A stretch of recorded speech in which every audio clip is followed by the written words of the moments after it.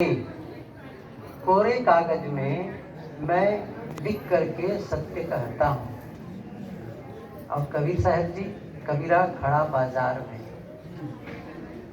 वो सबके बीच जाते हैं, कहते हैं, वो लिखते नहीं हैं, बोलते हैं। और बोलना लोगों के बीच होता है, चेतन प्राणी के बीच होता है, जीवंत होता है, लोगों की आवश्यकताओं के अनुसार होता है, लोगों की समस्याओं के समाधान के लिए होता है। खैर, ये विषय अलग है। बात यहाँ पर है सदगुरु कबीर का संदेश छोटा सा कि रहो संभारे राम विचारे, कहता हो जे पुकारे हो। मैं पुकार करके ये संदेश दे रहा हूँ। क्या करना है? अपने आप को संभाल कर रखो। दूसरी बात कहते हैं राम विचारे। देखिए, बातें कहने के दो ढंग हैं, बात एक ही है। कोई राम का भजन करे, राम का विचार करे, इसका क्या अर्थ है? क्या केवल बैठ करके राम राम राम राम जपना? क्या यही साहब ने कहा है कि यही राम का भजन है? या किसी राम की मूर्ति बनाकर, चाहे वो पत्थर की अष्टधातु की बना लें या किसी कागज में चित्र उतार लें और उसकी आरती वंदन करें, यही है? साहब क्या कहना चाहते हैं? मैंने कहा कि दो बातें भले कह रहे हैं सदगुरु कबीर, लेकिन दोनों का अर्थ एक ही है। रहु संभारे राम विचारे, अपने आप को संभाल कर रखो। और दूसरा है राम का विचार करो। यदि इसको इस ढंग से कहें, यदि राम का विचार करते हो या राम भजन करते हो तो क्या करना है? अपने आप को संभाल कर रखो। और जो अपने आप को संभाल कर रखता है, समझ लो वो भजन कर रहा है। भले वो कभी मंदिर में नहीं गया, कभी वो किसी तीर्थ में जाकर के किसी नदी इत्यादि में स्नान नहीं किया, कभी जाकर के वो तीर्थों में घूमा नहीं, लेकिन यदि वो अपने आप को संभालता है तो समझ लो भजन कर रहा है। ये पंक्ति आप लोग सब सुने होंगे कि मन की तरंग मार लो, बस हो गया भजन, आदत बुरी सुधार लो, बस हो गया भजन। ये कोई पूछे कि भजन क्या है, भजन कैसे करें, बहुत सी परिभाषाएं दी जा सकती हैं, बड़ी लंबी व्याख्या हो सकती है, लेकिन मैं उसको बहुत छोटे में यदि कहूँ तो उसका अर्थ होगा गलतियों को न दोहराना भजन है। बात छोटी लग रही होगी लेकिन बड़े काम की है ये। गलतियों को न दोहराना। देखिए, हम सब जितने लोग बैठे हैं ना, रोज रोज नई नई गलतियां नहीं करते हैं। कुछ गलतियां हैं जिसे हम रोज दोहराते हैं, कुछ गलतियां हैं जिसे हम रोज दोहराते हैं। कोई एक बार गलती करके असफल नहीं होता है और कोई एक बार सही करके सफल नहीं होता है। जब आप सही काम को सातत्य रूप से बिल्कुल निरंतर जब करते हैं तो सफलता मिलती है। किसी अच्छे काम को, अभी स्वभाव के विषय में सुन रहे थे कि स्वभाव के नाते लोग दुखी हैं। इससे ही अलग है कि स्वभाव आखिर है कहाँ? स्वभाव क्या हाथ पैर में है? क्या सिर में है? स्वभाव कहाँ से निकलते? किसे कहते हैं स्वभाव? जिसे हम आदत करते हैं, कहते हैं। देखिए, आदत पहले हम बनाते हैं, पहले हम आदतों को बनाते हैं, फिर आदतें हमें बनाती हैं। छोटी सी बात, पहले हम आदतों को बनाते हैं, फिर आदतें हमें बनाती हैं।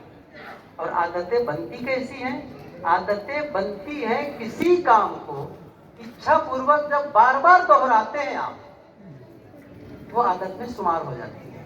किसी काम को जब आप इच्छा पूर्वक दोहराते हैं या फिर अनजाने में ही वो काम को लगातार करने लगते हैं।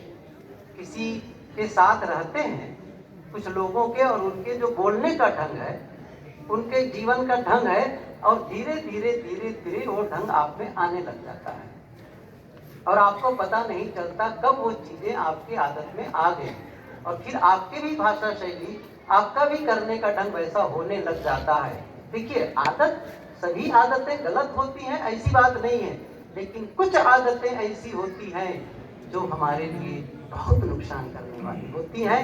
न केवल हमारे लिए, दूसरों के लिए। जो हमें ही नुकसान कर रही हो वो दूसरों को कहाँ फायदा कर सकती है। तो वे आदतें कहीं अलग नहीं है, वो हमारे भीतर है। बदलना कहाँ है? बाहर नहीं, भीतर बदलना है। मैं यहाँ पर बहुत थोड़े में बताऊं इस चीज को। अपने आप को संभालने की जो बात कही जा रही है वो क्या है? किसे संभालेंगे? अपने आप को संभाल लेंगे आप? कभी कभी आप लोग अपने घर के छत पर खड़े हो जाएं या यूं ही कहीं मैदान पर चले जाएं और पूरे यूनिवर्स को देखें, पूरे सृष्टि को एक प्रकार से गौर करें, मैं इसमें से क्या संभाल सकता हूँ। आपको क्या पता चलेगा? क्या मैं सूर्य को संभाल सकता हूँ? ये सृष्टि की जो गतिविधि है, क्या इसको मैं संभाल सकता हूँ? नहीं संभाल। अच्छा, तो क्या आप ये शहर वालों को संभाल सकते हैं? आप धीरे धीरे देखेंगे क्या पता चलेगा, आप न घर वालों को संभाल सकते हैं, दूसरों को आप संभाल ही नहीं सकते। केवल आप अपने पर नियंत्रण कर सकते हैं, दूसरों पर नियंत्रण कर ही नहीं सकते हैं। कोई किसी पर नियंत्रक नहीं हो सकता है। अपने पर नियंत्रण हम कर सकते हैं और यही हमारे लिए फायदेमंद है। आप किसी को बंदी बना दें, इससे आपको कोई भला होने वाला नहीं है। आपका भला कब होगा? जब आप अपने मन इंद्रियों का अपने बंदी बना दें, जब आप उसे नियंत्रित कर लें। अपने आप को संभालने का मतलब है क्या? कि आप अपने शब्दों को संभालते हैं, अपने कार्यों को संभालते हैं, और सबसे बड़ी बात है अपने विचारों को संभालते हैं। ये बहुत महत्वपूर्ण है, क्योंकि जो शब्द निकलते हैं वो शब्द कहाँ से निकलते हैं? व्यवहार कहाँ से शुरू होते हैं? कहाँ से होते हैं व्यवहार? भीतर से आते हैं। शब्द भीतर से आते हैं। असली चीज क्या है? हमारा अंतस। असली चीज हम कहते नहीं है आचरण बदलो। आचरण बदलने का क्या मतलब है? क्या जबरदस्ती कोई शब्द को सुधारने लगे?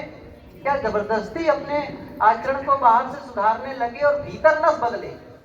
भीतर न बदले और बाहर से केवल दिखावा में बदलता रह जाए तो वो स्थिर नहीं होगा।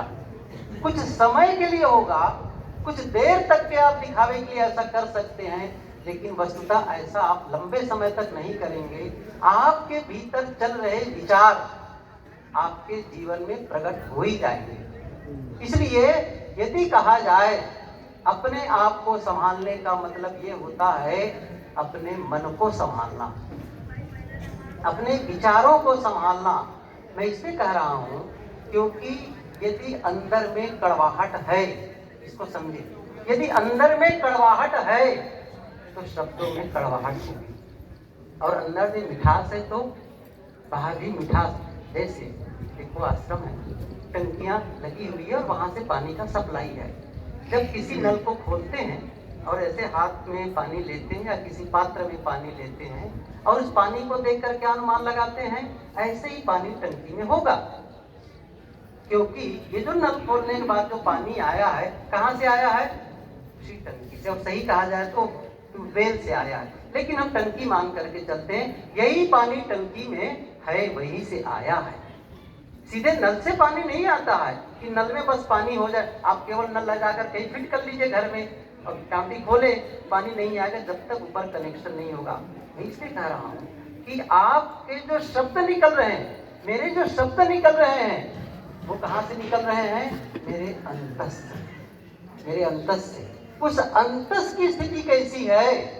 यदि वो सही नहीं है तो शब्द कभी भी सही नहीं हो सकते, और आपका आचरण भी नहीं बदलने वाला है जब तक आपके, क्योंकि पहले कोई भी काम आप करते हैं, कोई भी काम तो कहाँ से शुरू होता है?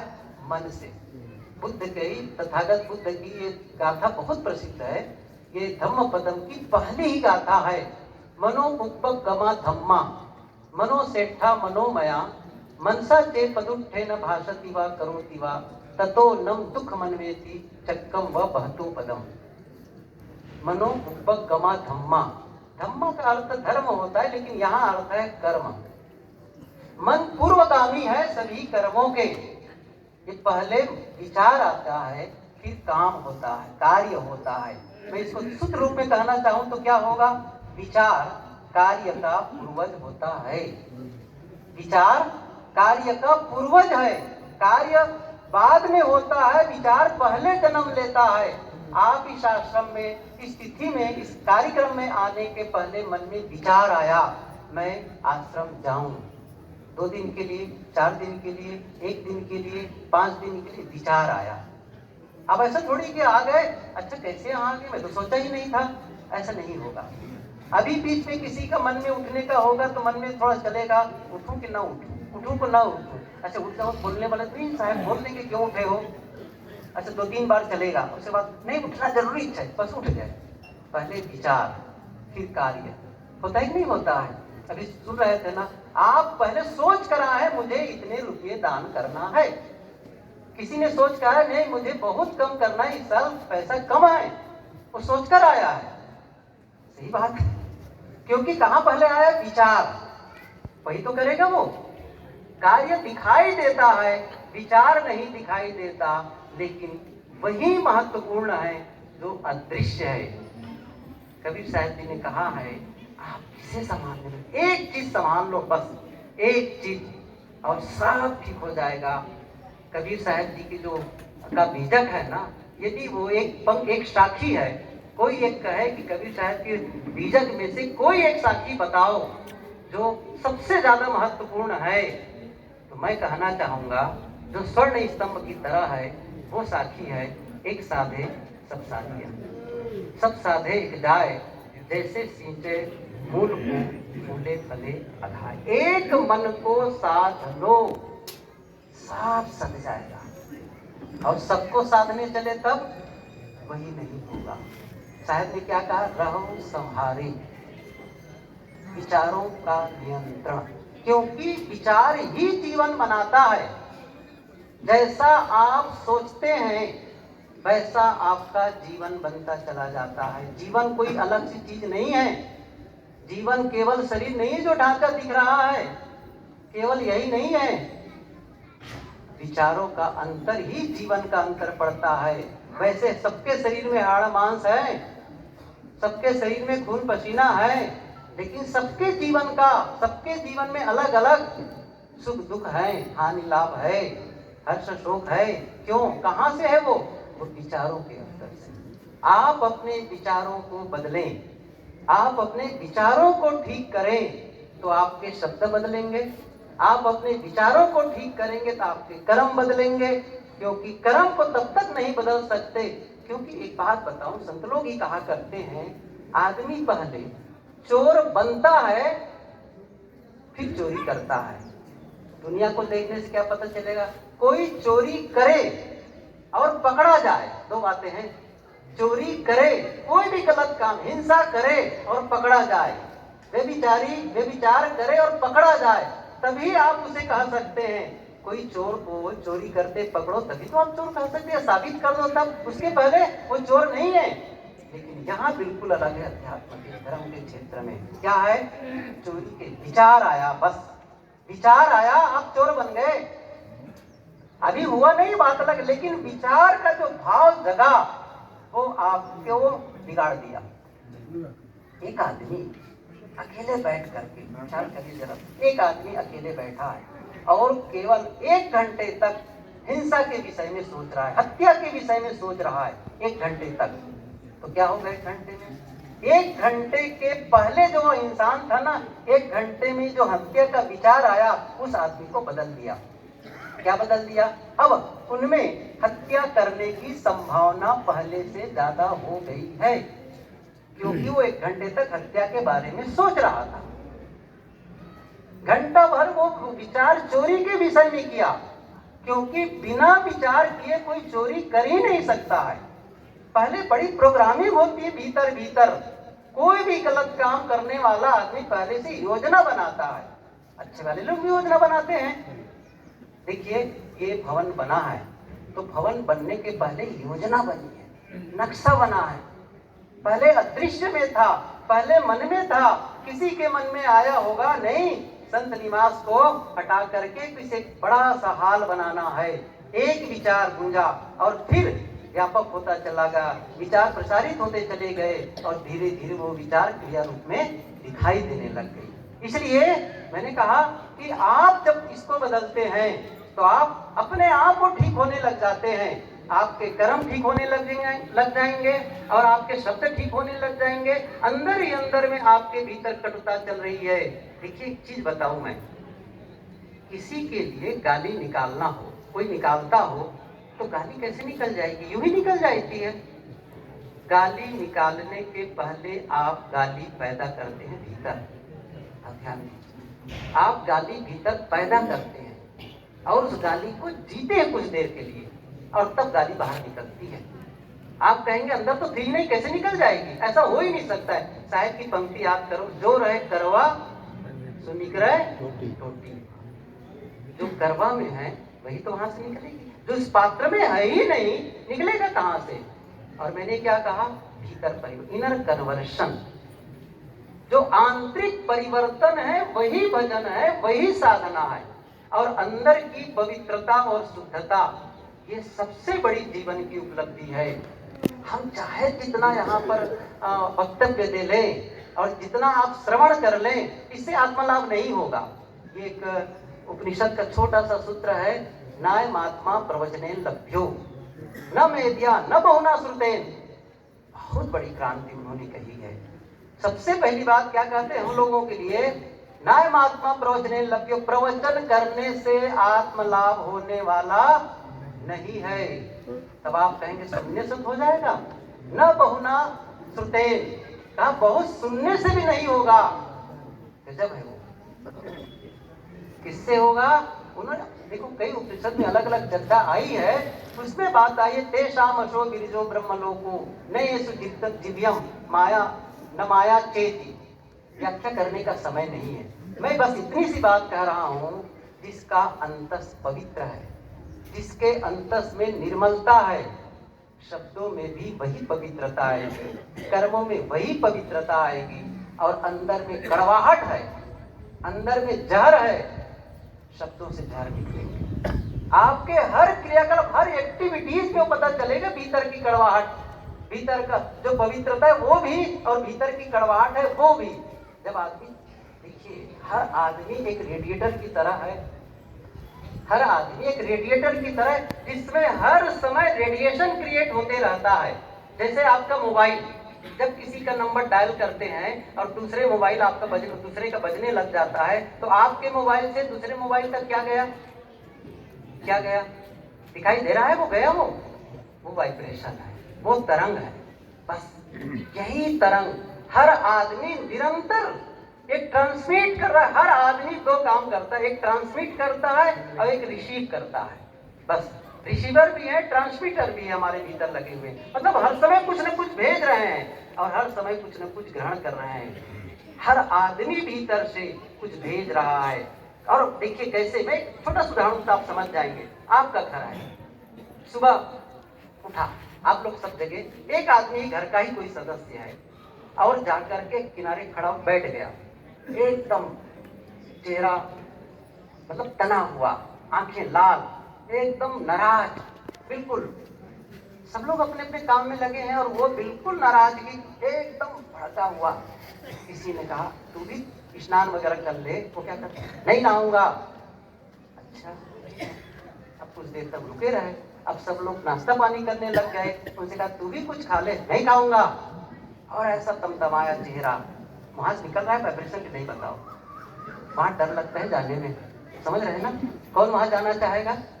लेकिन एक दूसरा जो मुस्कुरा रहा है, हर काम करने के लिए उद्यत होता है और सबके साथ अच्छी सी बात है। किसी काम को बताओ बहुत प्रेम से करता है, वो भी कुछ वाइब्रेशन क्रिएट कर रहा है, वहाँ से भी तरंगे निकल रही। लेकिन जिनके पास हम जाना चाहेंगे, उनसे मिलना चाहेंगे, हर आदमी इसीलिए संतों के पास जाते हैं, केवल बैठते हैं। यहाँ तक के संत की जो तपोभूमि भी होती है ना, जहाँ साधना करते हैं संत, वहाँ क्यों जाना चाहते हैं? चलो वहाँ जाए, अपन की गुफा में, वहाँ संत रहते थे। वो पूरी तरह से वहाँ का जो वायुमंडल अलग ही ढंग से परिस्थिति बन जाती है, क्योंकि वहाँ एक शांति की धारा बहती है। और जहाँ नकारात्मक लोग रहते हैं, गलत लोग रहते हैं, वहाँ पर नकारात्मकता की धारा बहती रहती है। वहाँ आपके ही पास में कुछ ऐसे लोग आ जाएंगे जिनके पास कुछ देर बैठे बस उलझने लगे, शिकायत, बात बहुत ऐसी किसी बातें कहेंगे, एक सही आदमी भी नकारात्मक हो जाएगा। लेकिन एक नकारात्मक आदमी, एक दुखी और अशांत आदमी जब किसी साधना परायण संत के पास पहुंचते हैं, बस बैठे और कुछ बातें हुई कि नहीं हुई, लगा कि शीतलता मिली। क्या मिली? कुछ गया, कुछ गया। ये जो अदृश्य है ना, जो भले दिखाई नहीं दे रहा है, मैंने कहा उसे संभालो, विचारों को संभालो। और जिसने विचारों को संभालना शुरू कर दिया, पूरे जीवन को संभालना शुरू कर दिया। सबसे बड़ा भजन है ये, क्योंकि मैं अभी पंक्ति कहा ना, मन की तरंग मार लो, ये पहली बात, मन की तरंग मार लो, ये सूत्र है। वो तरंग को मार लेना, लेकिन अचानक नहीं हो पाएगा। तब वो शायर कहते हैं आदत बुरी सुधार लो। शुरुआत कहाँ से करें? बुरी आदतों को सुधारते चले जाओ। लेकिन असली चीज क्या है? भीतर तरंगों शांत। इसलिए अच्छे विचार सोचो। अब प्रश्न आएगा कैसे सोचें? सही विचार। सही विचार की क्या परिभाषा है? सही विचार की परिभाषा बस इतनी सी है, जो आपके लिए फायदेमंद हो और दूसरों के लिए फायदेमंद हो। आपका भला हो दूसरों के लिए। हमेशा ध्यान रखिए, आप दूसरों के लिए गलत सोचकर कभी भी अपना भला नहीं कर सकते। आप ये सोचेंगे मैं अपने लिए गलत थोड़ी सोच रहा हूँ, दूसरे के लिए सोच रहा हूँ। देखिए आपके अंदर जो विचार आ रहे हैं ना, उसी का परिणाम मिलेगा। ख्याल करिए, यहाँ जो सोचते हैं ना, वो बीज है और आपका अंतःकरण जमीन है। बस वो सोचते हैं, वो आके गिर जाता है। किसके लिए सोचते हैं ये विषय ही नहीं है। वहां पर जो हमारा मन है, सब कॉन्शियस माइंड है, अवचेतन मन है, वो हमारे कॉन्शियस माइंड है, उसके विचारों को ग्रहण कर लेता है। मैं बड़ी स्थूल उदाहरण देके बताता हूँ। खेत और किसान, खेत कभी भी निर्णय नहीं करता मुझे कौन सा बीज चाहिए। निर्णय कौन करता है? किसान। मक्का बोना है आप जानो, गन्ना बोना है आप जानो, गेहूं बोना है आप जानो, लेकिन जो जमीन के अंदर डाल दोगे बस वो बाहर आ जाएगा, वो बाहर आ जाएगा। चाहे वो आपके लिए बो रहे हो, आप रिश्तेदार के लिए बो रहे हो, उससे कोई लेना देना नहीं है। आप विचार किसके लिए कर रहे हैं? जो विचार करते हैं उसका परिणाम जीवन में आता है। जो आप सब, वही से जीवन की आकृति बनती चली जाती है। मैं पूछूं जीवन का आकार क्या है? जीवन का आकार क्या है? मैं एक दूसरा ढंग से पूछूं तो पता चल जाएगा। पानी का आकार क्या है? पानी का आकार क्या है? जिस बर्तन में पानी रखो उसी आकार का होता चला जाता है। सही है ना? ऐसे ही जीवन का आकार क्या है? जैसा आप सोचते हैं जीवन उसी सांचे में ढलता चला जाता है। अच्छा सोचते हैं जीवन अच्छा बनता चला जाता है, गलत सोचते हैं जीवन गलत बनता चला जाता है। इसलिए विचार कैसे सोचे, एक पुस्तक मैंने पढ़ी, कैसे सोचे, और एक पुस्तक अपने विचारों को बदलकर आप अपने जीवन, change your thinking change your life. आप अपने विचारों को बदलकर अपने जीवन बदल सकते हैं। एक बात। दूसरी बात, दूसरों का लाभ हो कि न हो, अच्छा सोचने गलत सोचने या नुकसान आपका पहले हो जाता है। आप जो सोचते हैं उसका प्रभाव पहले आपको पड़ता है, दूसरों को बाद में पड़े कि न पड़े वो डजंट मैटर, वो अलग ही विषय है। अब पड़ता तो है, लेकिन पहले आप प्रभावित हो जाते हैं। पहले यदि गलत विचार आया आप दुखी हुए, आप अशांत हुए, और अच्छा विचार आया आप भीतर में नर्मता और पवित्रता। बताओ, दया, क्षमा, करुणा, प्रेम, मैत्री, सहयोग का भाव, एक ऐसे विचार जिसको आप याद करें, उसका भला हो, उसकी प्रगति हो, उसकी उन्नति हो, उसको सुख शांति मिले। देखो अलग ही भाव होगा ना, लेकिन उसका एक्सीडेंट हो जाए, उसके घर में आग लग जाए, उसकी नौकरी छूट जाए, कैसे नकारात्मक विचार। और जैसे ही विचार सोचे आप प्रसन्न नहीं रह सकते, ये नियम ही नहीं है, आप खुश रह ही नहीं सकते हैं। ये नकारात्मक विचार आपके भीतर में मैलापन, गंदगी भरती है। ये मानसिक जहर है। नफरत, घृणा, द्वेष, ये सब मानसिक जहर है। मानसिक जहर रख करके हम कभी भी सुख शांति का अनुभव नहीं कर सकते हैं।